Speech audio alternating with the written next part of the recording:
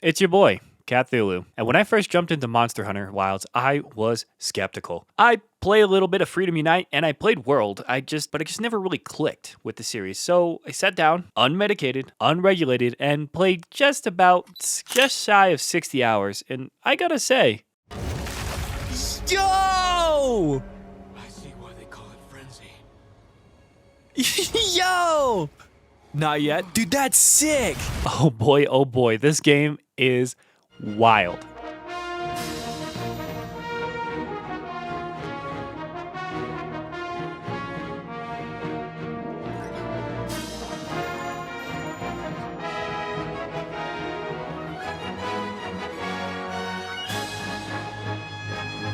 The Monster Hunter series up until World has always been a kind of a niche game series that really followed old 90s game design philosophy of learning through hostility, tough love, if you will, through trial, error, and a whole lot of meat. You were forged into a Giga Chad wearing half the animal kingdom after hunting them all to near extinction for that one rare drop. Problem was that the game series had always been notoriously hostile and had an issue with instilling confidence in new players and kind of pushing them along, trying to get them to continue on with the rest of the game. And it required a lot of legwork to really feel like you're a hunter. After a while, it was just more like pulling teeth than it was hunting. From a normie perspective. Now, Wilds takes a much different approach.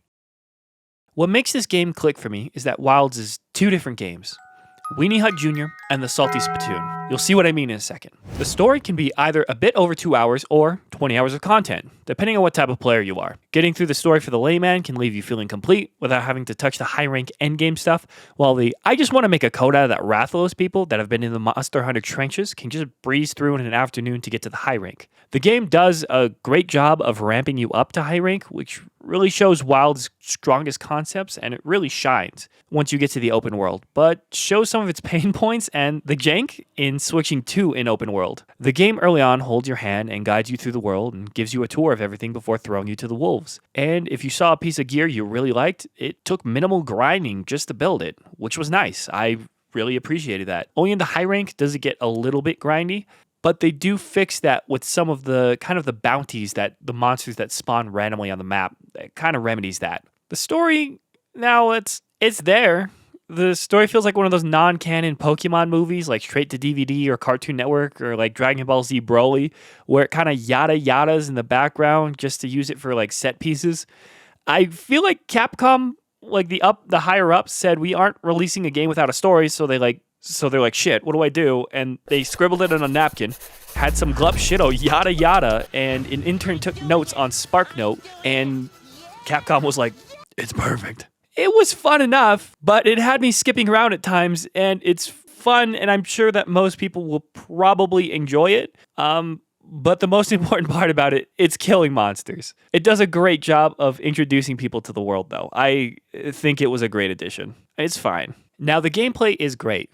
It focuses on building the foundation of World, with a couple additions and refinements. One of those are focus attacks on wounds, which for me is so rad.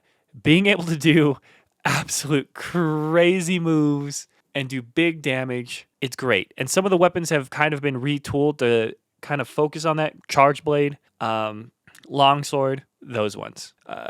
And Dual Blades. You get the Chainsaw Man way easier. It's so sick. Some of it had me absolutely just jaw dropped. I think there's so many clips of me on stream, just me just pogging out, just fucking soy facing. I don't even think you can't see me on stream, but I was soy facing so hard. I was like, oh shit. And a lot of it feels super rewarding. And there were just points I was just like, oh yeah, get down. You want some? You want some of this? Boom. And being able to switch between lands, like different biomes without like minimal like load hitching is insane. Although for some reason near the end, after I think around like 50 plus hours, I think it was because I installed the high res texture pack, it started getting a little spooky. You know, everything was getting a little scary in terms of like the textures loading in. It could have been like the online feature or something, but yeah, it was taking a while to load. One of the things that I have to give props for about this game is that it's probably one of the most vibrant and living open worlds that I've ever had. Like the monsters just feel like they belong there. Their habitats, the way that they interact with the environment, the way the environment interacts with them. It just, the traps, like the natural traps, the flash bugs, everything about it. It just feels like there was so much care and painstaking love put into this, and that there's like a million ways to engage with the game. There's never just one way. If you're going against a dragon and you forgot to take flash pods, there's flash bugs. There's a quest, you can get your Palico, he can make his own. And there's just like the way you can tackle it and plan. It's always kind of been like a core tenet about Monster Hunter World, but it's so fun how much it makes sense in like an open world, like in the open world. It's phenomenal. Monsters engaging in turf wars are the coolest thing to watch. Watching a Rathalos or a Rathian just fight like a Lalabarina, or watching a Cumitris get picked up by a fucking Raidon, oh my god, it's Chef Kiss. It's so rad. And it's just, when you see some of that, you're like, whoa! And you get to see some of that in the other ones, but this one is like one of Wild's strongest points is that it's an open world and there's so many possibilities. When that stuff just kind of happens just while you're just out in the wild, it's so cool. Having it not scripted or not in like a closed off mission is so cool. It makes sense. It's so wild. Now, the game is fun, but it's janky. It's really janky at points, but it's like fun janky, you know? Like 3 or 4 Nersillas in a room kind of janky, or sometimes they'll just like, there's like stockpiles of Rathalos. I don't know why. Are there? Oh my god. Oh my god.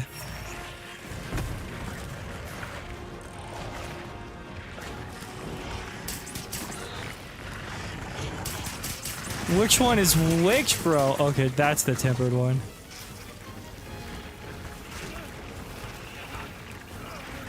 No, they knocked me into another one! Oh my god.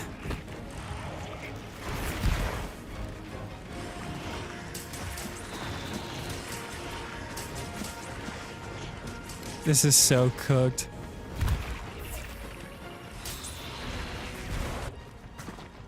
I think there's only like one chance here.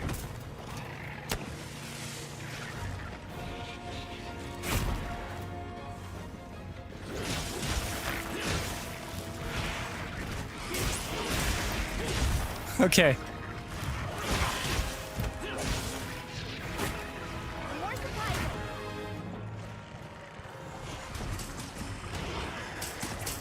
Where the fuck? There's so many! Oh my god, they just left. They just left. They saw my situation. They thought, nope, no thank you. You guys are cowards. You guys are rats. This is rat-like behavior. And it's cool that they can load that much, but it's also like really annoying. But it's like funny because you're like, am I gonna die? And some of the navigation on the Sekret, like one of the things you can do is that whenever you're gathering or whenever you're harvesting like things like bitterbug or stuff like that, you can actually have your Sekret auto path. If you just set a waypoint, it'll take you there, which is really convenient. It's really dumb sometimes. It'll like run back and forth. It'll run back. Sometimes it won't even do the proper pathing, and it will kind of just be stuck there. The Fireflies, I feel like they really need to start doing different colors, because if I can get the Fireflies stay the same on things I can gather and monster paths sometimes. Sometimes they're blue for, I think, tempered monsters, but they really need to like add different colors, because wow, sometimes I get lost in the visuals. Another thing that I had to complain about was that the onboarding process for weapons leave a lot to be desired, and if there are deeper tutorials other than the combos with the Palicos, I didn't see it, and I think that's a problem. I had to resort to external sources to find some of that. So there's like some of that hostility of being able to like lab things or figure it out. It's kind of fun, but it's kind of frustrating. I think I almost crashed out when I was learning Charge Blade. But you'll probably see in some of the gameplay, I'm actually just like ripping with it now, it's really fun once you get like the hang of it and you learn it. It's just the initial kind of picking it up that makes it kind of like a little bit like pulling teeth. And you have a million ways to go about a hunt. It's just a dopamine hit from landing a combo you've been practicing, like absolutely like doing some of the stuff that you've been like labbing, mounting a monster, bringing it down, like just the different ways that you can engage with a monster out in the world. It was there. It's always been there, but with the fact that it being an open world and you could just encounter it in the wild, it's great. And there really is like a play style for everyone that you can imagine. And the switch to an open world is something of a technical marvel for me, and it's kind of like wild that it's kind of wild that we've gotten this far. I think the technical, like the level of technical ability that we've kind of gotten to is mind blowing. Because like I remember playing on the PSP and that taking like 30 minutes just to load into like a map. And us just kind of just having an open world and being able to run around. It's really kind of like Monster Hunter is at home. And sound is pretty much phenomenal, okay? The monsters there's so much attention to detail, and it's kind of what you expect from a Monster Hunter game. They all have unique calls, subtleties in their walks, habits. There's kind of like it's mind-blowing that there's like a subconscious kind of care in what each of these monsters do that kind of subconsciously train you to like identify a monster. Like if I could hear like a Ray Dow, like you hear like concrete scraping when it moves or when it does things and it screams. The new Nugdra, it's kind of like weird radio sounds. Everything is so unique. And the music, you can't hate Monster Hunter. It's almost like your grandma could recognize the ba ba ba ba ba ba ba ba ba ba ba. I never stop thinking about it, even though I don't play Monster Hunter that much. I can't stop thinking about that song. Okay, now we're moving on to the visuals. They are eye-wateringly good. Capcom has raised the bar to an insane degree with the RE engine. God, I remember when I saw the Street Fighter 6. I think it was. God, who was that? Not Kevin. Who's Kevin? Steve? No. Jamie. Is it Jamie? You can hear it. Hold on. Jamie. It's fucking Jamie. You can see the vascularity on his... No, it's not Jamie. Oh, my God. Luke. I got it. It's Luke. Oh, my God. When you saw the vascularity, like the veins on like Luke's arms, that was insane. And Monster Hunter is like no different. I think the character models are top notch. The 4K, they're not even 4K. The textures they feel like 480p or 420p.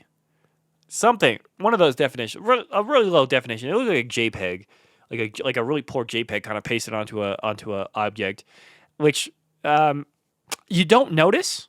It's kind of the concession you have to make when you're making an open world game, and for as fast as it loads, you kind of have to have a lower fidelity. I think some people were complaining that it looks worse than Worlds.